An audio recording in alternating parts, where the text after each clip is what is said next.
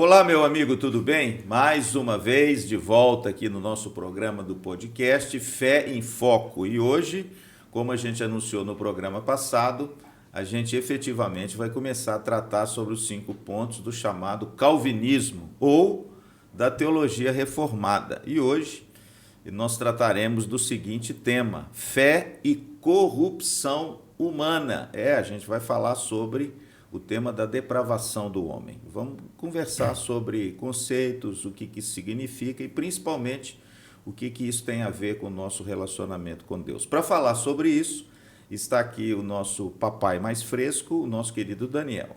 É isso aí, prazer novamente estarmos aqui junto nessa mesa de conversa. Está conosco aqui, retornando, semana passada não pôde estar, o nosso querido pastor Dalmo. É isso aí, prazer estar de volta. Deus abençoe muito a sua vida. Espero que nossa conversa aqui hoje possa edificar a sua vida, a sua família. É isso aí. E hoje o nosso convidado muito especial é um teólogo, doutor, porque afinal de contas, agora ele é um doutor, e ele é pastor da Igreja Presbiteriana Central de Maringá. Está aqui o nosso querido pastor Silas Couto. Tudo bem, pastor? Tudo bem, graças a Deus. Prazer estar com vocês aqui, debutando e aprendendo, com essa mesa aqui. Então, meu pastor, prazer é todo nosso. Alegria muito grande. Prazer é todo nosso, meu pastor. Uma honra ter o senhor aqui conosco, viu? Uma alegria grande. Uma grande alegria. Com certeza. Bom, então, irmãos, hoje a gente vai falar um pouco sobre esse tema. E eu queria introduzir, viu, Dani, pastor Dalmo e pastor Silas, eu queria introduzir com um pensamento do século XVII. A gente que já estudou um pouco de filosofia, a gente sabe que no século XVII teve o pontapé do iluminismo, E houve um filósofo no século XVII, meu pastor Silas, que se chamava John Locke. John Locke postulou uma teoria sobre o homem, dizendo que o homem é uma tábula rasa. O que significa isso? Ele nasce como uma folha de papel em branco, e à medida que ele vai desenvolvendo, ele vai sendo marcado pelas suas expressões, pelas suas impressões, obtidas através das suas experiências. E aí denota o que o homem será, dependendo daquilo que foi impresso na sua tábula rasa. Pastor Silas, essa visão de John Locke do homem ser uma tábula rasa é correta? É bíblica? É isso que a Bíblia diz sobre o homem? Absolutamente. Não condiz com a Bíblia. Juntamente com John Locke, a gente tem outros filósofos que defendem essa mesma ideia de que o homem nasce bom, mas a sociedade o corrompe depois. Essa é a tese do iluminismo, mas não é a tese bíblica. Definitivamente a tese bíblica diz que o homem nasce pecador. Ele nasce em pecado, e o salmista Davi, bem antes de John Locke, bem antes de qualquer outro filósofo, já afirmava, eu nasci em pecado e em pecado me concebeu a minha mãe. Significa que nós, seres humanos, nós nascemos em pecado. Então, não existe tábula rasa. O ser humano ele nasce com uma tendência para o pecado, uma tendência para o erro. Esse estigma ele carrega desde a queda, desde o pecado original. Mas, pastor, hoje existe também uma corrente, um pensamento muito comum, até às vezes dentro das igrejas, porque quando nasce um bebê, uma criança, o pensamento que a gente tem é o seguinte: ele é tão inocente, a criança é tão inocente, ela é tão pura. É isso aí? Como é que aquele bebezinho, como diz o pastor Silas, ele pode nascer no pecado? Ele é um pecador já bebê, ou ele peca e aí sim ele vai ser um pecador? É interessante, só aproveitando também para acrescentar, essa reflexão inicial, a ideia de que a sociedade que corrompe o homem. A minha pergunta natural, a primeira pergunta é: então quem corrompeu a sociedade? Exato. Se essa sociedade é corrompida, e qual seria a lógica desse homem nascer perfeito, nascer sem pecados, e em uma sociedade que foi corrompida, de que maneira? Agora, sobre essa questão que o senhor trouxe, pastor, a gente parte das Escrituras sempre como base para nós. E talvez isso surja de uma influência humanista no contexto inclusive cristão. O humanismo acabou abraçando essa filosofia, essa maneira de enxergar o ser humano. Então, como nós vivemos uma era onde o humanismo ele assumiu uma predominância filosófica. Essa predominância filosófica acaba influenciando os cristãos para também, às vezes, aceitarem um tipo de influência desse pensamento. Mas não é o que a Bíblia diz. A Bíblia afirma muito claramente o oposto. E os filósofos... Isso tem a ver com a realidade da nossa natureza caída. E os filósofos costumam dialogar, né? Ao mesmo tempo que a gente tem John Locke, um inglês, a gente tem um francês, o Jean-Jacques Rousseau, que criou essa ideia de que a sociedade é que o corrompe. A boa pergunta tua, quem corrompeu a sociedade? A partir de onde nasce, então, o mal? Sim. Porque se você analisa os filósofos de maneira geral, a filosofia tem uma tendência pessimista acerca do ser humano. Você lê José Saramago, você vai ver que o cara é um derrotado, humanisticamente falando, porque ele só vê o caos, né? A sociedade é caótica na concepção dele. Não vê opção de melhora. Sim. Então, de maneira geral, os pensadores... Sartre, Nietzsche. Sim, Nietzsche até vê o pessimismo dele como um remédio, né? Como uma possibilidade de cura ou de sobrevivência. Mas, em geral, eles são pessimistas em relação à raça humana. Mas é aquilo. Fugir da Bíblia, eu acho que é o princípio. Nós defendemos a Bíblia. Né? Até uma colocação, foge um pouco o assunto, mas é interessante, quando a gente ouve Nietzsche falando, por exemplo, sobre o super-homem. Sim. Ele descreve o super-homem em uma das suas obras, parece que ele está descrevendo Hitler. Exatamente. É interessante como que, né, a melhor produção nesse sentido está revelando justamente aquilo que a Bíblia já afirma. Exatamente. Só confirmando o que as Escrituras já afirmam. Então, segundo a palavra de Deus, existe a possibilidade de algum homem, Dani, alguma pessoa, alguma cultura, alguma raça, assim, nascer isenta do pecado? Existe a possibilidade do homem nascer assim, por exemplo, porque eles falam também, os antropólogos, falam que os índios, no seu estado original, eles eram inocentes. Existe isso mesmo? Existe alguma raça, mesmo no passado, que vive ou é criado a partir de um estado de inocência? Não existe, né? Segundo a teologia reformada, aquilo que a gente crê, o homem nasce pecador. Na verdade, em Adão nós pecamos, né? Até a Confissão de Fé de Westminster vai dizer que por Adão e Eva ser o tronco da humanidade, os galhos acabam sendo infectados, né? Acabam recebendo essa herança. Então, nós cremos que não, o homem não nasce sem pecados. Isso foi até uma grande controvérsia entre Agostinho e Pelágio, né? Pelágio acreditava que o homem as crianças nasciam boas e que o pecado, na verdade, era um hábito que se desenvolvia.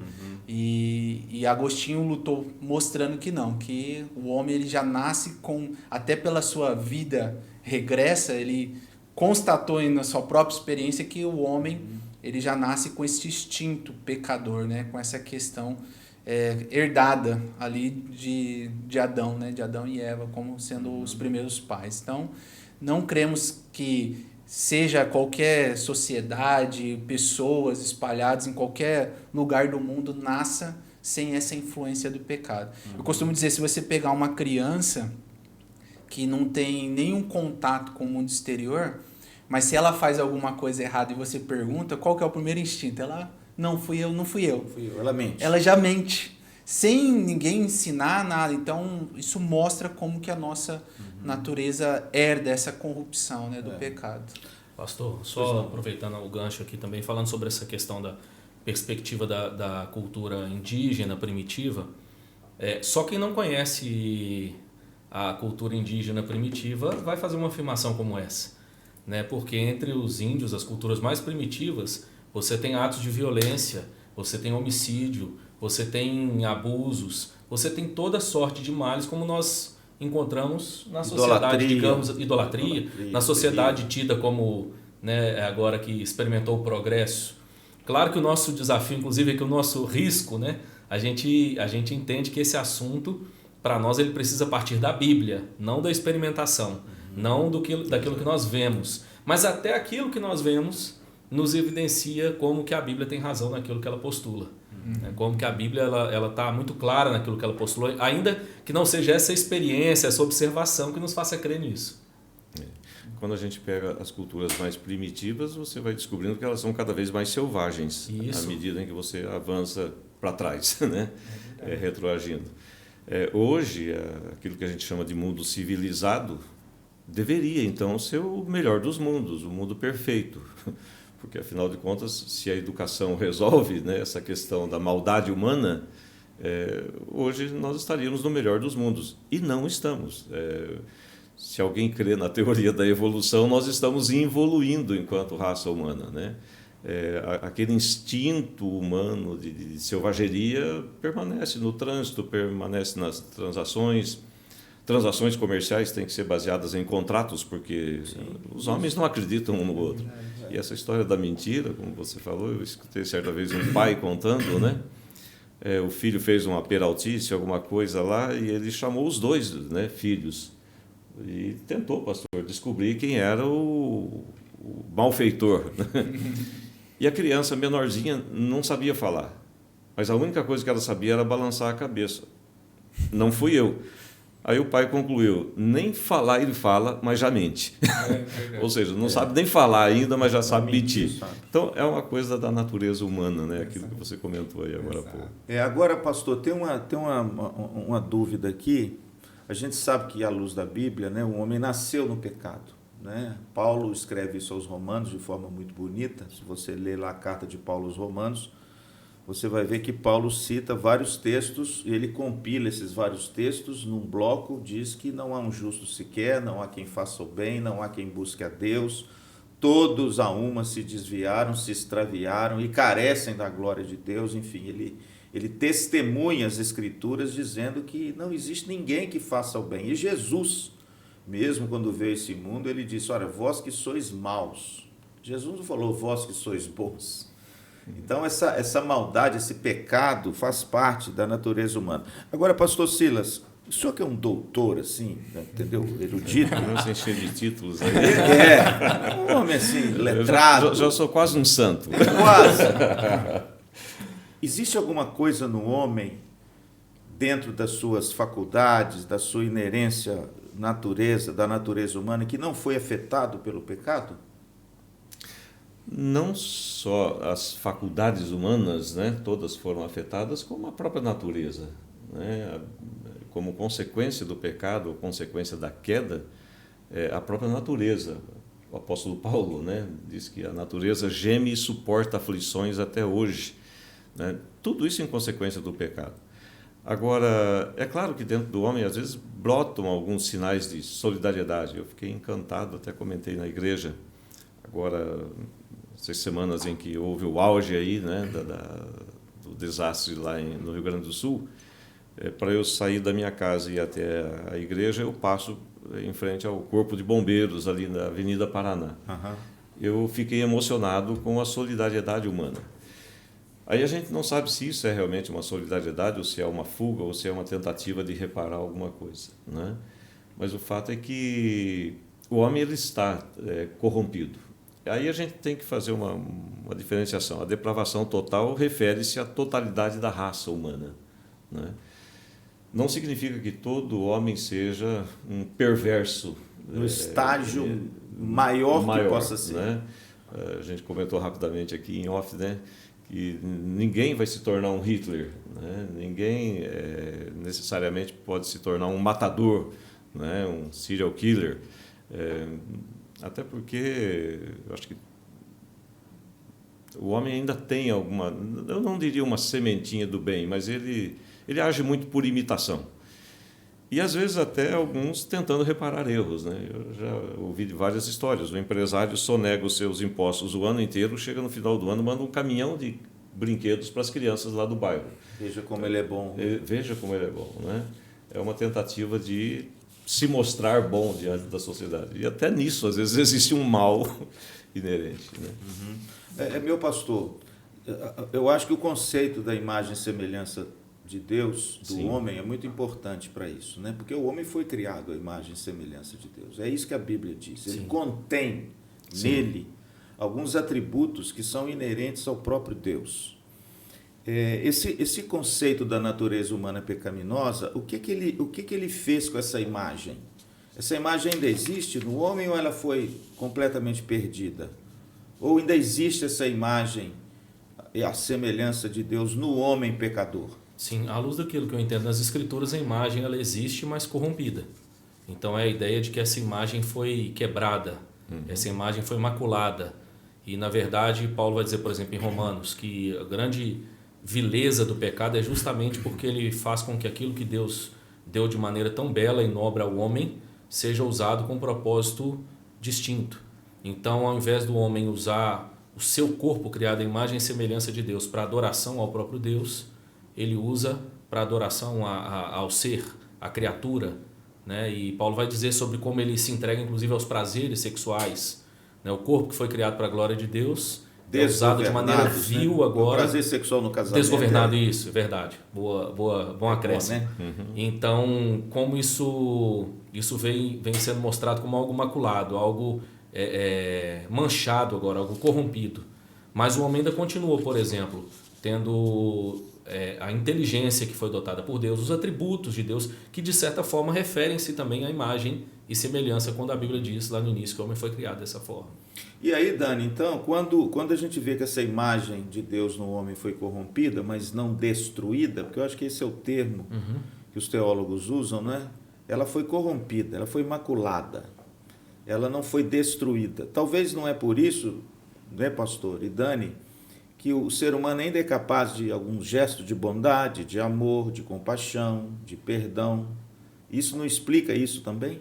Sim, claro. A gente não está dizendo aqui que a pessoa, como o pastor Silas disse, a pessoa ela é tão depravada quanto ela poderia e pode ser, né? Na verdade, a gente tem o conceito da graça comum, que também dá essa refreada na condição dessa corrupção humana, né, do homem. Mas é interessante dizer que Paulo vai dizer lá em Romanos que aquilo que a gente faz sem fé é pecado. Então a gente entende que por mais que a pessoa, como o pastor estava dizendo, né, da solidariedade, da bondade, a intenção do coração é que vai prevalecer. Em uma das nossas aulas sobre esse tema lá na IBD, a gente estava falando sobre filantropia, sobre essas pessoas que não conhecem, não são cristãs, não são evangélicas e mesmo assim ainda praticam boas obras, né? E uma das coisas que surgiu lá foi o seguinte: qual é a motivação desse coração? Porque Isaías vai dizer lá, né, que o melhor da nossa, até anotei aqui, o nosso melhor é apenas traços de imundícia diante de Deus, né?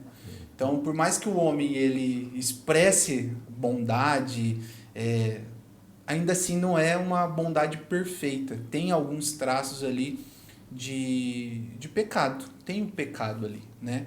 Então, a gente até falava assim, qual é a motivação? Às vezes, por que aquela pessoa faz o que faz? Será que não tem ali para mostrar, olha, eu estou fazendo? Hoje a gente tem muito disso, né? Até, às vezes, quando a gente abre as redes sociais, a gente vê a pessoa, aquelas charges, né? O pessoal dando uma marmita e do outro lado com o celular tirando foto, ajudando. Então, a gente vê isso. Por quê? Porque tem esses resquícios do pecado no coração, essa corrupção nossa. Então, mas não impede, né? A gente fala que o homem, ele pode sim fazer atos de bondade, até porque é um atributo comunicável de Deus, né, ao ser humano, a bondade, a justiça, mas não anula a nossa condição. Isso não quer dizer que porque eu estou fazendo um ato de bondade, então eu sou bonzinho, então eu estou justificável diante de Deus. Isso foi até uma questão, até voltando ali com Agostinho e Pelágio, depois que passou essa controvérsia, o pessoal rejeitou as ideias de Pelágio, mas não abraçou totalmente as ideias de Agostinho, e aí surgiu o semi-pelagianismo, que foi ali dotado pela igreja romanista, né, nos demais períodos, que meio que contribui a caridade humana para a sua salvação, para o que você faz, né, suas obras, ela contribui para que te ajude de alguma forma. E a gente entende que não, que não tem nada que a gente faça que contribuir para a nossa salvação ou para as bondades do nosso coração. Né? O pastor Silas falou um negócio aqui, pastor, eu queria voltar para o senhor aqui, porque o senhor falou que a depravação total, inclusive esse nome depravação, soa para muitos estranho, né? É um nome assim pesado, mas é preciso conceituar muito bem esse nome, porque eu acho que esse nome conceitua muito bem a realidade da natureza do homem. O pastor Silas disse que a depravação total tem a ver com a totalidade de todos os homens, né, meu pastor? Ou seja, sim, ninguém escapa de nascer pecador. Exatamente. É isso? Exatamente. É uma questão de conceituação, né, de termos. Quando a gente fala depravação total, significa que todos são depravados, né, em extensão, ou seja, ninguém escapa. Agora, é a questão da intensidade, né, dessa depravação. Alguns acabam sendo um pouco melhores, né? Aquilo que o Daniel estava falando é que alguns agem por imitação, acabam copiando boas obras de outros. Hoje, a gente não vai julgar ninguém, não vai julgar a intenção de ninguém, mas você mencionou duas coisas. Alguns fazem apenas na linguagem popular, né, para aparecer, com a intenção de se projetar, de mostrar-se um pouco melhor. Às vezes até pessoas que são maldosas mesmo nas suas atitudes, no seu dia a dia, trata a família mal, mas lá um belo dia resolve fazer uma caridade, né, para pintar de bonzinho, né, para, como o pessoal diz, né, aparecer bem na fita. E a outra coisa que você comentou, que eu acho que é muito importante, é que muitos fazem as boas obras pensando alcançar a salvação. É aí que eu acho que está o grande deslize, a grande distorção. Né? A imagem de Deus não foi destruída totalmente, mas ela foi distorcida, né? Por algumas pessoas. Elas acham que, mesmo sendo más às vezes, ou então elas se julgam boas, né? E praticam aquelas boas obras tentando alcançar algum mérito da parte de Deus, e que a gente sabe que a depravação total implica também, necessariamente, em que nós não podemos produzir a nossa própria salvação. Né? Posso, só aproveitando essa questão da Sim. conceituação, talvez a dificuldade na cultura brasileira, quando a gente trata desse tema, que a gente precisa deixar muito claro, que depravação assumiu um contexto muito sexual. Sim. Quando a gente fala em depravação, todo mundo pensa em o homem depravado, é o homem que tem problema, né, nessa ordem sexual. E o sentido que nós estamos dizendo não é apenas sexual. Não. O homem ele está corrompido em todo o seu ser, em todas as esferas. Mas o que é um detalhe importante? Talvez uma das dificuldades seja porque a gente tende a pensar em pecado olhando muito a questão do ato em si. E o que a Bíblia está dizendo é que a natureza do homem foi corrompida. Ainda que o ato não seja realizado, a natureza já está corrompida. Então, mesmo os atos de bondade são produzidos por um homem com a natureza corrompida. Sim. E não apenas para se mostrar, mas o que a Bíblia vai ensinar para nós? Que Deus é o sumo bem. Ele é o que há de essência de bondade. Exato. Mas o homem, na medida em que ele se rebelou contra Deus, ele às vezes pode ter um ato externo de bondade, mas o que está por trás é a natureza caída. Exato. Ainda que não seja se mostrar, mas se satisfazer. Ele se sente bem em realizar isso. Isso traz para ele uma sensação boa. Né? Na verdade, ele é movido por essa inclinação que ele tem para que ele continue sendo o centro. Essa visão do homem como um ser tão egoísta, né? É o que a Bíblia vai apresentar. Então, talvez isso ajude as pessoas a entenderem um pouco. Quando nós dizemos, por exemplo, a criança, ela já nasce com a natureza caída, mesmo que ela não tenha praticado o ato. Porque a natureza dela foi corrompida. Exato. A Bíblia diz que todos nós herdamos do nosso primeiro pai Adão. E até uma correção. A cultura romana, cristã, né, do catolicismo romano, trouxe a impressão, pelo menos, de que o pecado original é o pecado do sexo. O fato de Adão ter tido relações com Eva. Mas a Bíblia não diz isso. Sim. O sexo não é visto na Bíblia como um mal em si. Ele é visto como uma bênção, uma dádiva de Deus. Mas por que Adão e Eva, depois do pecado, então, cobriram as suas partes íntimas? A ideia das Escrituras é demonstrando a percepção que eles tinham de que a sua descendência havia sido corrompida. Eles tiveram vergonha pelo mal que eles causaram na descendência. Essa é a ideia. A vergonha não é do sexo. A vergonha da corrupção que alcançou desobediência. toda a raça humana a partir dali. Agora, tem uma coisa interessante também, o Dr. Anthony Huckman, depois eu vou comentar com vocês, ele diz no livro dele, Criados à Imagem de Deus, que essa depravação total, pastor, o total também, ele significa que o homem, o ser humano, na totalidade do seu ser, ele foi contaminado. Por exemplo, as suas afeições foram corrompidas, o seu intelecto foram corrompidos, a sua volição foi corrompida, a forma dele ver o mundo foi corrompida, a sua palavra foi corrompida, enfim, tudo aquilo que diz respeito ao homem e diz respeito ao ser humano, esse total também significa que o homem, na sua totalidade do ser, ele foi corrompido pelo pecado. Não há nada no homem, porque a gente ouve por aí, tem alguns pregadores e alguma linha teológica que diz que existe algo no homem que ainda é bom, que ainda não foi maculado pelo pecado, né? Principalmente com essa visão tricotomista que muitos têm do ser humano, eles dividem o homem e colocam talvez em algum parâmetro alguma coisa boa. Então, eu acho que é importante a gente entender que essa depravação total significa que o homem não é tão mal quanto ele poderia ser, mas que todo homem, com todas as suas afeições e tudo aquilo que faz o homem ser humano, ele foi contaminado pelo pecado. Não há nada no homem que o pecado não tenha tocado. É igual você jogar e pingar aí uma tinta numa água, né? Num copo d'água, e essa tinta, então, se misturar e toda a água foi contaminada, mas essa água não é tão negra quanto ela poderia ser negra.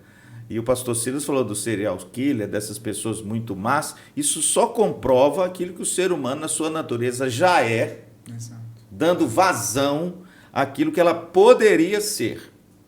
E em contrapartida, se existe graus assim logicamente, dessa malignidade, é claro que o ser humano, então, ele pode fazer gestos de bondade e o faz. Por quê? Porque ele ainda mantém a imagem e semelhança de Deus, mesmo distorcida. Agora, o que eu queria colocar aqui, pastor Silas, é que já que o homem todo, ou seja, a totalidade do homem, ele foi contaminado pelo pecado, como esse homem alcança a salvação pelo mérito dele? É possível ele, por ele mesmo, então, ele se dirigir a um bem maior e querer esse sumo bem na sua vida por ele mesmo? Em maior ou menor grau, todo ser humano foi contaminado. E isso atinge diretamente a volição, a vontade do homem, né? Então, Spurgeon é quem dizia, né? Toca numa outra doutrina muito importante, quando ele fala da eleição. Ele diz que agradecia a Deus porque Deus o escolheu, porque de outra forma ele não teria escolhido Deus. E ele diz mais, ele diz que dá graças a Deus porque Deus o escolheu antes dele ter nascido, porque depois que ele nasceu, Deus não teria nenhum motivo para escolher. É uma coisa interessante. O homem não tem essa condição. Por melhor que o homem seja, por mais que ele tenha um coração bondoso dentro dessa graça comum, né?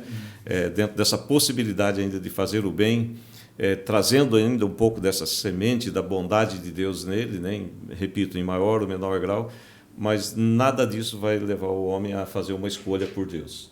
Se deixar por conta dele, ele vai escolher a si mesmo, ou o pecado, o diabo, ele não vai escolher Deus.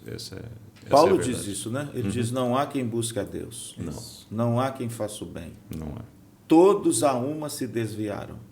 E aí, Dani, a depravação total, então, ela não é um bom fundamento, e também dentro da teologia, ela não exige, em termos lógicos, essa graça de Deus para alcançar o homem? Porque já que o homem é depravado e ele por si só não pode obter esse bem maior, esse Deus que vem ao nosso encontro, pela graça, isso não colabora com a doutrina da eleição, que nós já falamos aqui, e também com a soberania de Deus em escolhê-lo? Exato. Na verdade, esse é um dos pontos que mais tem divergências, né, entre a teologia reformada e outras linhas teológicas, porque o que a gente afirma claramente é que o homem, ele não tem livre-arbítrio, né? Ele não tem essa vontade de escolher o bem. Como o pastor disse, ele... Em relação a Deus. Em relação a Deus. A gente fez até em outro programa essa distinção entre livre-arbítrio e a vontade nossa, livre escolha. Livre escolha, livre agência, como a gente fala. Então, no sentido de buscar a Deus, o homem nunca vai querer a Deus. Até, eu sempre falo assim, as pessoas então a gente não tem vontade?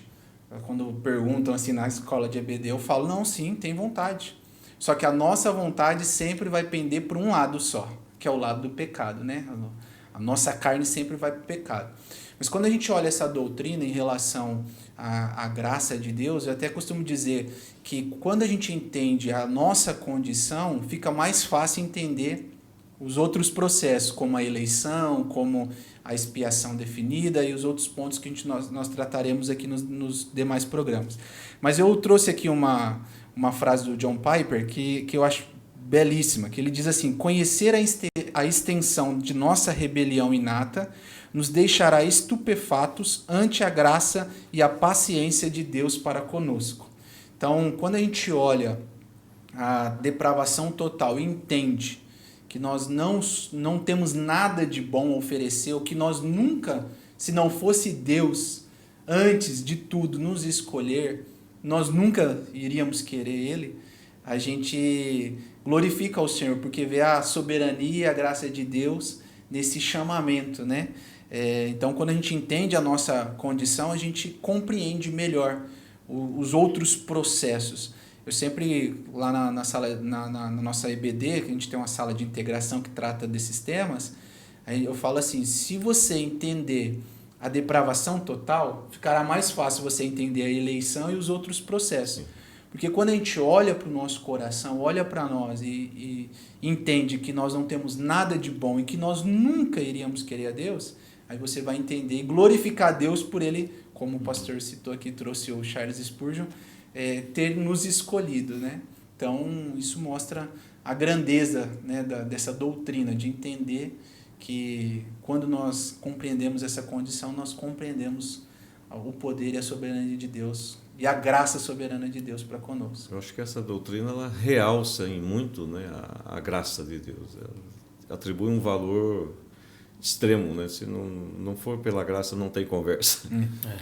Queria só acrescentar também, pastor, não lembro quem foi o teólogo, mas né, depois, quem sabe, aí a gente cita em um outro momento, mas que dizia que essa doutrina é tão importante ao ponto de, na opinião dele, todas as heresias, na verdade, nascerem daí. A partir do momento que você não compreende essa doutrina, você vai escolher diversos outros caminhos que são equivocados. E o que é importante a gente destacar? Que nós não estamos dizendo, através dessa afirmação da doutrina da depravação da humanidade, total da humanidade, que o homem não é livre. Nós cremos na livre agência do homem. Por quê? Porque onde não há liberdade, não há responsabilidade moral. A questão o homem só é livre para agir segundo a sua natureza. Ele age segundo a sua natureza. Talvez um exemplo simples, até talvez frágil, mas que ajude a compreender. Eu tenho uma filha de 2 anos. A Maria Luísa ama doce, como toda criança. Então, se eu colocar diante dela um pirulito, o que ela vai fazer? Ela vai chupar o doce. Se eu chegar para ela e disser, você não pode chupar pirulito porque você vai ter cárie. Ela vai olhar para mim, balançar a cabeça, vai pegar o pirulito e chupar assim mesmo. Se eu disser, filha, você não pode porque você vai ter diabetes. Aí piorou. Ela vai pegar o pirulito, vai balançar a cabeça e vai chupar assim mesmo. O que acontece quando a gente cresce? Não é que a gente perde o gosto pelo pirulito. A gente entende que a gente precisa se cuidar, mas é justamente porque a gente gosta do doce. Então, peraí, eu quero comer mais doce, então eu vou dar uma dosada aqui para que eu não tenha um problema de saúde. Eu quero viver mais, mas no fundo, há uma aspiração em torno de si mesmo. Continua, em torno da sua própria vontade, do seu desejo, da inclinação da sua natureza. Então, o que nós dizemos é que a condição do homem é tal que a sua natureza foi corrompida. Então, a sua vontade livre leva-o sempre para essa prática pecaminosa e reprovável diante de Deus. A não ser que haja um ato livre da graça de Deus, esse homem não tem esperança de redenção. Eu costumo dizer que é o carro desbalanceado, né? Ele sempre vai para um lado, então tem que passar no balanceamento lá. Né? Agora, Jesus, meu pastor, Jesus falou que nós somos escravos do pecado. Sim. Em que aspecto, então, eu posso correlacionar isso que o pastor Dalmo disse, com essa liberdade dele agir segundo as suas escolhas, mas, ao mesmo tempo, ele ser livre para agir segundo a sua natureza, escravizada pelo pecado? Como é que a gente coloca essas duas coisas? É só ler um pouquinho da história da escravidão, né? Quantas tentativas de fuga, né? Enquanto não acontece a alforria, né? A libertação de verdade, escravos tentam se libertar de alguma forma. E cometem erros, porque eles serão perseguidos e serão mortos. E uma coisa que a gente tem assim clara é que o escravo não tem escolha, ele obedece ordens, e às vezes ele age pelo seu próprio instinto, mas ele não pode produzir a sua própria liberdade. Essa é a questão. Se nós somos escravos do pecado, nós não podemos nos libertar deles sozinhos. Eu acho que essa é a ideia que o Senhor Jesus Cristo coloca. Escravos não escolhem por si, eles não podem assinar a sua própria libertação, né, a sua própria alforria. Nesse sentido que Jesus diz, que dependemos dele, né, na totalidade. Posso acrescentar uma frase aqui para poder ajudar a pensar sobre isso? Sim. Eu esqueci o nome do autor agora também, no outro livro dos 5 pontos do calvinismo, que eu compartilhei com o Daniel hoje cedo. Ele diz o seguinte: sei que sou livre sempre que o que escolhi fazer é resultado da minha própria preferência. É assim que eu sei que eu sou livre, porque é o que eu quero. Então, o que nós estamos dizendo a escravidão é que a liberdade do homem é limitada às suas preferências. Sim. E que, à luz das Escrituras, a preferência dele é o pecado. A preferência dele é o mal. E isso a gente poderia citar, não sei se já cabe aqui, mas em torno de toda a Bíblia. Se a gente pegar Gênesis antes do dilúvio, Gênesis 6, 3 e 5, então disse o Senhor: o meu espírito não agirá para sempre no homem, pois este é carnal. E aí o verso 5, viu o Senhor que a maldade do homem se havia multiplicado na terra, e que era continuamente mal todo o desígnio do seu coração. Aí vem o dilúvio. Opa, agora tem esperança. Gênesis 8, 21. E o Senhor aspirou o suave cheiro e disse consigo mesmo: não tornarei a amaldiçoar a terra por causa do homem, porque é mau o desígnio íntimo do homem desde a sua mocidade. Nem tornarei a ferir todo vivente como fiz. Jó 14. Quem da imundícia pode tirar coisa boa? Nenhuma. Aí a gente vai para o Salmo 51, Davi: eu nasci em iniquidade e em pecado, me concebeu minha mãe. Jeremias 13, 23, pode acaso o etíope mudar a sua pele, ou o leopardo as suas manchas? Então poderíeis fazer o bem, estando acostumados a fazer o mal. Jeremias 17, eu não vou ler mais porque tem tanto texto. João 3, 3 e 6, Jesus falando sobre isso. Mateus 23, Romanos 8, 7, por exemplo, falando dessa inabilidade da vontade. Olha o que Paulo diz: por isso o pendor da carne é inimizade contra Deus, pois não está sujeito à lei de Deus, nem pode estar. Efésios, 1 Coríntios, enfim, toda a Escritura. A teologia de Paulo eu admiro Paulo porque ele tem coragem de dizer as coisas. Ele diz o seguinte: não há quem busque a Deus, não há quem busque o bem. Ou seja, o pendor da carne é para o mal. Então, o sujeito tem escolhas, ele tem a sua vontade e ele vai agir segundo a sua vontade, mas sempre para o mal, né? Não há quem busque o bem. É aquilo que a Bíblia já ensina para a gente há muito tempo. O próprio sentido da criação do homem já deveria gerar em nós essa percepção de que nossas escolhas são limitadas. Sim. Por exemplo, eu não posso escolher viver à margem das leis da física. Não tem como. A minha liberdade ela é limitada. E quando a gente pensa então nessa perspectiva da espiritualidade do homem, a Bíblia então vai mostrar essa realidade da natureza caída. Então, logo, a liberdade do homem é apenas para continuar escravo dos seus próprios desejos e vontades. Exato. É nesse sentido, pastor, né? Sim. Que Jesus então apresenta essa nossa condição terrível, a condição terrível do ser humano. Inclusive o apóstolo Paulo fala, meu pastor, só para pegar esse gancho aí, lá em Gálatas ele fala sobre a liberdade dos filhos de Deus. Não é? E essa liberdade dos filhos de Deus, a verdadeira liberdade, é aquela que Cristo promove em nós, nos libertando desse poder do pecado. Não é? Então, na realidade, é isso que o senhor falou, as pessoas pensam que são livres, agem como se fossem livres, mas na realidade são escravas. São escravas, isso. Elas são escravas das próprias vontades. Mas não agem contra a sua vontade. Não, elas agem a favor da sua vontade. Segundo a sua natureza. Segundo né? a sua natureza. Fazem aquilo que lhe apraz. Exatamente. Deixa eu dar um exemplo aqui, pastor, e quero que o senhor me ajude aí. Judas, ele fez algo contrário à vontade dele? Não. Judas agiu coagido por uma vontade superior de Deus para que ele fizesse o que fez Não. com Cristo? O que a Bíblia diz é que ele foi entregue à sua própria vontade. Talvez ali é um exemplo bonito da gente trazer, apesar de um exemplo negativo, mas é um exemplo onde a gente consegue perceber essa mão de Deus que refreia o pecado no homem, sendo talvez retirada. Quer dizer, há certa medida de graça de Deus que permite que o homem não seja tudo aquilo que ele tem potencial a ser. Pronto, isso. E no caso de Judas, de Faraó, por exemplo, também a Bíblia vai dizer isso, que Deus endureceu a Faraó. O que é esse ato de endurecer? Na verdade é Deus retirando a mão, permitindo que Faraó fosse quem ele realmente era. Pretendia ser. E buscasse aquilo que ele desejava buscar. Sim. E Judas a mesma coisa. Então, por exemplo, o senhor acha que essa doutrina da depravação total, ela é imprescindível para a gente reconhecer a Cristo como Senhor e Salvador? Porque uma vez uma pessoa perguntou para mim, quando eu falei com ela do amor de Jesus e dessa salvação que Cristo oferece, ela fez uma pergunta interessante para mim.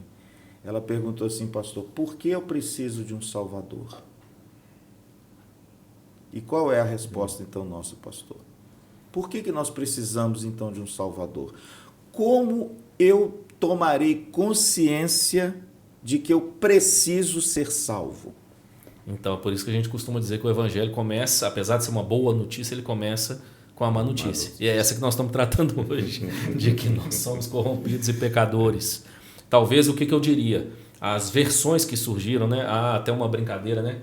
O Daniel trouxe a questão do pelagianismo contraposto ao agostinianismo, e aí vem um meio termo ali no semi-pelagianismo.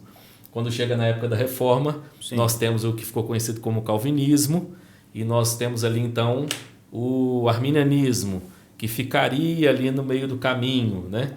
Entre uma visão mais extrema e a outra visão que é tida como extrema, que é a visão bíblica. E alguns vão chamar de passapanismo, né? Exato. É uma forma de dar uma passada de pano, de aliviar um atenuada, pouco. né? Atenuada. Então, o que acontece? Eu diria que nessas outras versões, eu tenho dificuldade de ver que há uma percepção da profundidade do que significa a salvação de Cristo. Uma vez que eu considero que as minhas obras cooperam na salvação. Eu entendo que é muito complicado falar em entendimento pleno da graça de Deus. A partir do momento que eu entendo a minha real condição e essa condição me humilha, ela me põe no meu devido lugar, eu então agora estou mais apto a abandonar toda a justiça própria, toda obra, todo mérito próprio e me voltar para aquele que, à luz das Escrituras, é a fonte de toda graça. Graça, para nós, à luz das Escrituras, é isso. Essa graça é muito mais destacada, essa salvação é muito mais posta em evidência nesse contexto, na minha opinião. Então, Dani, se você antes não reconhece quem é, você está incapacitado de conhecer e reconhecer quem Cristo é? Claro, Paulo vai dizer que nós, Efésios 2, né? Estávamos mortos em nossos delitos e pecados. Morto não tem vontade, morto não tem ânimo para nada. Eu até ia complementar o que o pastor disse, né? Eu não cresci numa doutrina reformada, eu vim de um outro contexto. E aí o senhor falando, né, dessa questão, o pastor até comentando aqui, dessa contribuição. Nesse outro contexto que eu cresci, tinha muito disso, de você contribuir para a sua salvação, no sentido de que qualquer coisa você podia perder a salvação. Tem até uma brincadeira que o pessoal faz, né, que é aquela, não sei se pegava aquela margarida e ficava bem quer, mal me quer, bem me quer, e aí o pessoal brinca, né, salvo hoje, não salvo, salvo hoje, não salvo. E porque a gente tinha muito disso, de pensar que a gente pode de alguma forma contribuir para a nossa salvação. Mas entendendo a teologia reformada, e aí que o pastor disse que foi uma das coisas que me despertou para conhecer a teologia reformada, foi a depravação total, por incrível que pareça. Não foi nem eleição, foi entender essa condição. Porque eu até, assim, um pensamento simples que eu tinha no começo, eu ficava pensando, né? Como eu cresci na igreja, eu não nasci na igreja, eu nasci no hospital, mas eu cresci na igreja. Eu ficava pensando assim, pastor, por que as pessoas saem da igreja e faz coisa pior do que pessoas que não estão na igreja, né? Esse é no contexto que eu vivia, né? Que era um contexto mais pentecostal. E eu falava, nossa, a pessoa era um pregador, vi muito disso. Pregava e depois saía da igreja e fazia essas coisas. E aí que eu fui entender a depravação total, né? Fui entender porque o homem ele é nesse sentido. De fato, de repente, ele nunca conheceu a Jesus.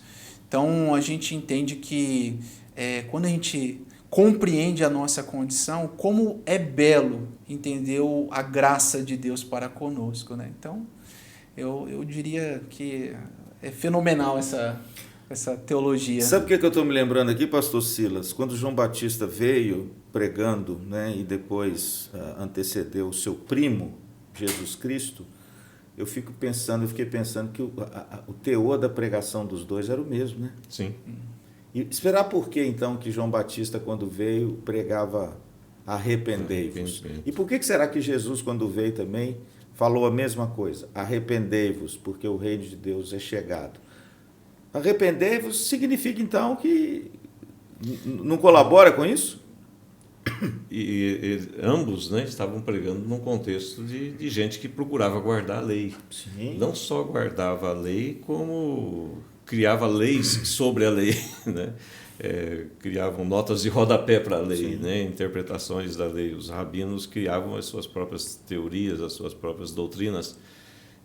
Mas o arrependimento é necessário para todo mundo, sim, não é só para quem já guardava a lei. O próprio João Batista precisou de arrependimento, né? O único que não precisou foi Jesus. Foi Jesus. Mas a pregação é a mesma, porque o pecado pegou a todos, né? Atingiu a todos, atingiu em cheio. E então o arrependimento é o primeiro passo. O arrependimento e a fé são essenciais para quem quer seguir o Senhor Jesus Cristo. Então existe, pois é, pastor, então existe a possibilidade de você se livrar dessa natureza depravada pela qual o homem está irremediavelmente, né, inexoravelmente inserida? Existe uma saída para isso? Muito bom, pastor, porque a gente precisa apontar o problema, mas mostrar a solução. Mostrar a solução também. O prisioneiro pode ser solto? Sim. É bonito ver no ensino das Escrituras a própria razão pela qual a Bíblia é a palavra de Deus e foi revelada. É porque Deus escolheu livremente, Deus não era obrigado, mas Ele escolheu livremente e graciosamente salvar o homem, apesar dessa condição na qual Ele se meteu livremente. Então, Deus ele vem na direção do homem. O movimento, costumo dizer, que Deus faz nas Escrituras, poderia ser um movimento de justiça. Aliás, se Deus não fizesse nenhum movimento, já seria um movimento de juízo. Sim. Mas o movimento que Ele faz é um movimento de graça. E talvez a evidência mais clara desse movimento, ela se dá quando ele se fez carne e habitou entre nós, né? Ele se move na direção da história humana ao ponto de entrar na história como um ser humano, né? Jesus Cristo, sem pecado. Agora sim, inclusive, é até bonito de perceber, né? Por que a Bíblia descreve o nascimento virginal de Cristo sendo gerado pelo Espírito? Não é porque o sexo é pecado, mas porque dessa forma ele não foi gerado da concepção natural de um homem e uma mulher, que logo o tornaria um humano pecador. Essa natureza Cristo não herdou. Por quê? Porque ele foi concebido pelo Espírito Santo, né? Então a gente entende que existe sim. E essa esperança é justamente a mensagem das Escrituras.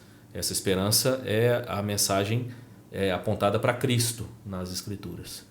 Me permite, pastor, essa questão do movimento que você falou. Se Deus não tivesse feito nada, né, tivesse deixado o homem na condição em que ele estava,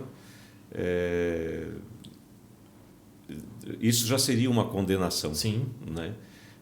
Então, quando a gente, mais uma vez, realça a graça de Deus, todo o movimento de Deus é baseado em graça, né, para não nos deixar naquele estado em que nós estávamos. A gente mencionou aqui a situação de Faraó, Deus endureceu o coração de Faraó, Deus não precisou fazer nada. O Faraó agiu pelos seus próprios instintos. Ele estava naquela condição. E o Judas Iscariotes, a gente mencionou aqui. Então, que bom que Deus não nos deixa nessa condição, não nos deixa a nossa própria sorte. Né? A gente aponta o caminho da depravação total, a gente aponta para o penhasco, né? Mas a gente também tem que apontar o caminho da salvação. A gente tem que construir uma ponte. Né? O Evangelho é essa ponte, é a graça de Deus. É interessante que lá em Romanos 3, Paulo faz esse diagnóstico, né? E aí ele diz lá no verso 23, todos pecaram, Destituídos estão destituídos da glória de Deus. Mas ele não deixa. No verso seguinte ele fala, mas nós fomos redimidos, né? Nós fomos justificados pelo sangue, pela redenção de Cristo. Então ele dá a causa, mas ele também dá a cura ali, né? A questão de como nós somos justificados, como nós somos libertos desse mal, né? Talvez o ponto aqui que nós chegamos então que vai distinguir entre aqueles que creem nessa verdade é porque alguns creem que essa é a verdade, porém que o instrumento dessa salvação é a fé que ele mesmo possui. Isso. Enquanto outros entendem que mesmo a fé foi dada por Deus. Para mim é muito claro, a Bíblia diz que o justo viverá por fé e isso não vem de vós, é dom de Deus. Então nós não estamos negando que haja fé, a necessidade da fé para a salvação, mas nós estamos dizendo que até mesmo a fé é um dom gracioso de Deus para nós. Embora eu particularmente acredito que a fé seja uma resposta humana à oferta da graça de Deus. Sim. Mas eu, depravado como sou, eu não tenho condições de fazer essa resposta ou oferecer essa resposta à graça por mim mesmo. É dom de Deus, é um presente de Deus, é dádiva de Deus. A graça preenche toda essa... Interessante que estou me lembrando aqui, meu pastor, que Jesus conversando com Nicodemos, você vê como é que a Bíblia não se contradiz, né? Que uma coisa completa a outra. Ele diz para Nicodemos o seguinte, olha, importa-vos nascer de novo. Só isso aí já denota essa natureza humana perdida. Jesus não falou assim, quer ver? Importa-vos fazer uma maquiagem naquilo que você tem, porque tem alguma coisa boa aí. Não, Jesus não fala isso. Jesus diz, importa-vos nascer de novo. E esse novo nascimento é exatamente essa bênção de Deus trazer a nós uma nova criação, diferente daquela que é hoje, daquela que nós nos apresentamos como pecadores depravados. Né? Se nós não temos essa percepção, dificilmente nós vamos valorizar o nosso Salvador. Né? Exato. Se a gente acha que a gente contribui de alguma forma, ou se resta alguma coisa em nós para nós contribuirmos com a nossa salvação, essa salvação então não seria pela graça, né, pastor? Seria um retoque, né? Consertar só o que está errado e deixar perfeito, mas não, ele refaz tudo. Né? É essa ideia com que você Paulo fala isso, né? E assim nós somos nova criatura. As coisas antigas se passaram. Eis que tudo se fez novo. Interessante que C.S. Lewis, no seu livro Cristianismo Puro e Simples, ele fala uma coisa bacana, ele diz que cristãos não são apenas pessoas boas, mas essencialmente pessoas novas. E esse nascer de novo já implica dessa condição depravada que nós temos, né? Que por nós mesmos nós precisamos de um outro nascimento. E esse nascimento não é natural, é um nascimento espiritual. E ele não provém de nós, ele provém do alto. E ele é o dom de Deus. E é por isso que a gente entende que a nossa salvação ela é pela graça e nós somos gratos a Deus. Não é, meu pastor? Porque sem ele, a saída para a humanidade, pastor Dalmo, a ciência, a tecnologia, o jeito que as coisas estão caminhando, né? O homem detentor de tantas coisas, mudando geneticamente, até o próprio homem agora, né? Porque já mudaram as plantas, já mudaram as coisas que a gente come, está alterando até a forma de viver. Você acha que é uma boa solução para o homem, ou o homem, apesar disso tudo, está irremediavelmente perdido? Sim, a Bíblia diz que o homem está nessa condição, irremediavelmente perdido. Mas isso só revela o caráter bondoso e gracioso de Deus. Em sua longanimidade, ainda permite que esse homem perverso viva e desfrute de alguma medida de uma vida, ainda que minimamente, mas experimentando benesses, graças, provisão e tantas outras coisas de Deus. Né? A gente costuma falar assim, eu no lugar de Deus, né? Às vezes a gente faz esse tipo de pensamento. Eu acho que eu no lugar de Deus já teria dado cabo há muito tempo. Mas essa é a nossa realidade, onde impera, ainda que essa nova criatura, ainda impera também essa natureza inclinando também e lutando, degladiando dentro de nós para o mal também, né? Deus não. Deus, ele é tão gracioso, tão bondoso, tão amoroso, tão generoso, que ele derrama certa medida de bondade sobre todos os homens e permite que o homem ainda viva durante certo tempo na terra. E o homem ainda continua se rebelando, continua ofendendo a Deus, mas a Bíblia diz que ainda não chegou a hora de Deus acertar as contas com esse homem, mas vai chegar. A única forma de escapar desse juízo vindouro é através da graça do Evangelho, da graça de Cristo. E outra coisa, pastor, existe nesse homem depravado algum grau de depravação que o impeça de ser um receptáculo dessa graça? Porque o pastor falou do serial killer, daquele sujeito que parece que a maldade chegou nele no máximo, né? A gente pensa aí num Hitler, que exterminou aí tantos judeus, a gente pensa no Mao Tse Tung na China, no Stalin na Rússia.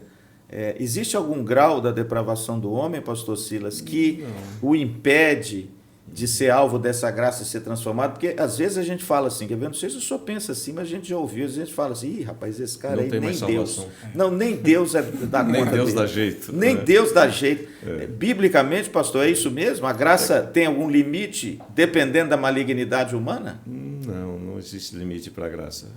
Como o pastor Dalmo estava falando, ainda bem que eu não sou Deus, porque se eu fosse Deus, eu ia revelar toda a minha maldade humana, né?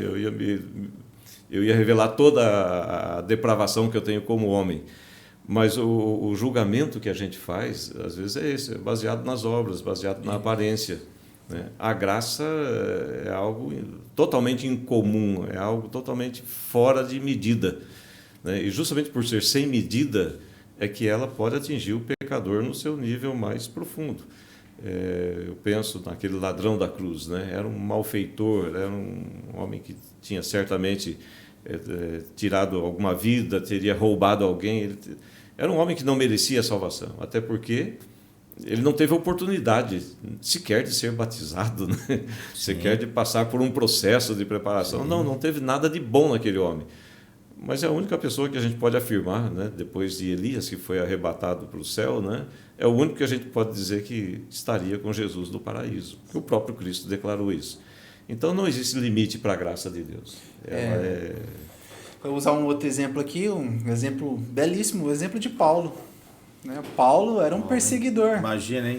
Imagine para a época, cristão, hein? quando Deus fala com Ananias, tem certeza, Deus? Esse, não acredito. É um perseguidor, um matador de cristãos, né, buscava, eu gosto de uma frase do Agostinho, que em uma das suas citações ele disse assim, se nós não teríamos Paulo se não fosse a oração de Estevão. Então, porque Paulo estava ali vendo, sim, né? Ficou até... Julgou a coisa aos pés dele. Aos pés dele. Então, é evidente aí a graça de Deus alcança, sim, né? Os mais perversos. Não importa o grau do pecado, né? Quando eu disse que não existe limite para a graça, não quero dizer que a graça também seja extensiva a todas, né? No universalismo. Sim, quero dizer assim, não existe limite de profundidade de pecado, sim, que a graça não possa alcançar. Porque senão, se dependesse em algum grau, em mínimo que seja, de mim, a graça já seria anulada. Exato. Ainda que lá no início a gente falou sobre o perigo de partir da observação e não da escritura, mas talvez o que faça com que algumas pessoas tenham dificuldade é porque na observação o que elas percebem é que determinadas pessoas em determinados comportamentos elas estão caminhando a passos largos para a perdição. E isso é verdade. Já são evidências de que, de certa forma, Deus já está retirando sua graça. Essas pessoas estão cada dia mais entregues a si mesmas. Mas o que a gente não pode é, à medida que a gente faz esse tipo de leitura, achar que isso é impedimento para que Deus salve e redima qualquer uma dessas pessoas. Porque a Bíblia, na verdade, ela mostra para a gente esse caráter contracultural, esse caráter subversivo da fé. E muitas vezes Deus escolhe as coisas loucas justamente para envergonhar as sábias. E eu ia citar justamente o exemplo de Paulo e de tantos outros. Agora, de fato, na observação, nós vamos perceber que a maioria das pessoas que vão em determinados caminhos, elas já caminham a passos largos para a condenação. Mas não há limite para a graça. Da mesma maneira, né, pastor, que não existe nada de bom em mim que possa comprar a salvação de Deus, não existe nada de mal em mim que a graça não possa desfazer. E só mais um detalhe também interessante. Em geral, a gente tende a pensar como os homens mais perversos aqueles que fazem algo perverso em relação ao seu semelhante. Mas uma pergunta que eu acho que cabe. Ele faz algo perverso, não estou minimizando a perversidade do que ele faz, mas ele faz algo perverso em relação ao seu semelhante que é tão pecador quanto ele. Não seria muito mais perverso aquilo que nós fazemos em relação a Deus? Sim. Quer dizer, então a própria maneira como nós olhamos para a condição humana e julgamos a perversidade humana, talvez não seja, à luz das Escrituras, a melhor maneira de fazê-lo. É verdade. Bom, irmãos, meu querido, você que nos assiste em casa, você está vendo que o tema hoje é um tema bem relevante, né? Trata da natureza humana.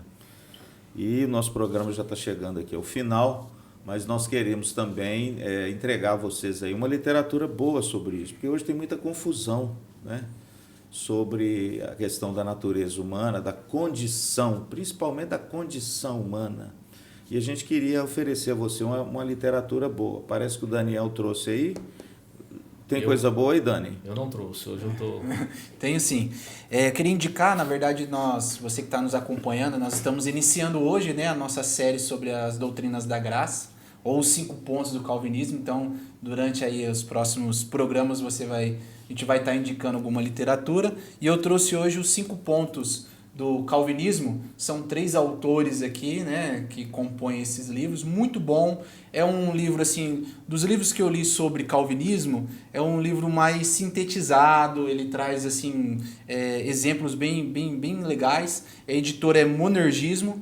E os autores aqui é o Hermann Homer e o Gysi. Não sei se é assim que pronuncia, mas são 3 autores. E é um livro muito legal, pastor. Dos livros que eu li sobre calvinismo, ele traz bem sintetizado as ideias aqui dos pontos, né? Eu trouxe para vocês aqui um livro sobre o tema de hoje, né? Dr. Anthony Huckman foi um grande pastor, um grande teólogo, morreu, faleceu, mas um homem que deixou uma erudição bíblica preciosa. Ele é da editora Cultura Cristã, Criados à Imagem de Deus.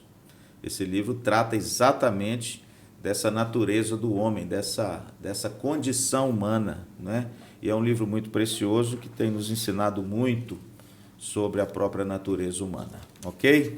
Bom, então nós queremos agradecer. Dani, obrigado pela presença. Eu que agradeço, obrigado, pastor Silas, obrigado por esse momento de conversa aqui com vocês. Pastor Dalmo. Também agradeço, pastor Silas, os colegas aqui também, e espero que, de alguma forma, essa reflexão de hoje traga não só uma percepção da nossa real condição, mas também de como a graça de Deus é maravilhosa. Quanto mais nós conhecemos quem somos, maior se torna para nós a percepção da graça de Deus. Amém. Um abraço. Pastor Silas, uma grande alegria e honra tê-lo aqui conosco. Eu é que agradeço a oportunidade de estar com vocês. Como eu disse, é a primeira vez que eu participo de uma mesa assim. A gente participa, às vezes, em seminários, né? Na igreja, às vezes se faz uma mesa redonda ou coisa assim, mas participar de um debate como esse foi muito edificante para mim e eu agradeço. E realmente se cumpriu o que eu imaginava, eu aprendi mais do que ofereci. Meu com certeza. Sem dúvida que nós aprendemos muito. Mas olha, deixa eu colocar uma coisa para a gente concluir.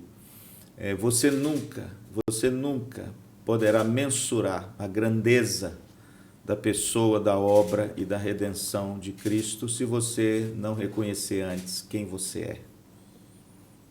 Se você não reconhecer quem é, a sua condição, dificilmente você vai reconhecer a sublimidade, a beleza da pessoa e a grandeza da obra de Cristo. quando nós reconhecemos quem somos, pecadores miseráveis, carentes da graça de Deus, é aí que as portas do paraíso se abrem para você. É aí que você reconhece o senhorio, a beleza e a obra de Cristo que redime você e a mim dessa escravidão da vontade, dessa escravidão do pecado e te torna uma pessoa livre de verdade. É a liberdade dos filhos de Deus. Portanto, meu amado, receba, viu? Receba esse Salvador maravilhoso na sua vida, mas não sem antes reconhecer o seu pecado, a sua condição caída, porque aí sim você estará com os braços abertos e as mãos estendidas para receber pela graça essa salvação que só Cristo pode nos dar. Amém? Mas eu quero ainda terminar fazendo um convite a você. A Fernanda vai colocar aqui no podcast um congresso que nós realizaremos em Maringá, a nível de todo o Maringá. Nós teremos aqui a presença da Pamela Arumá, é uma serva de Deus com uma mensagem muito impactante para as mulheres, e a gente vai ter esse congresso acontecendo no dia 6 de julho, no Teatro Marista, aqui em Maringá. Talvez um dos grandes congressos de mulheres que Maringá vai experimentar. E nós temos aí a inscrição para você, tá bom? Nós queremos que você faça a sua inscrição, que você entre no site que está aí na tela, congressoinfluencia.com.br, faça a sua inscrição, participe do nosso congresso, porque ele será de manhã, à tarde e à noite. O caminho da maturidade para a mulher. Esse é uma dica boa do nosso podcast, do pastor Luciano, e nós queremos envolver todas as mulheres de Maringá para que elas ouçam essa palavra abençoadora para o coração delas, ok? Então fica a minha dica boa, mais uma vez, obrigado por você estar conosco e uma ótima semana em nome de Jesus.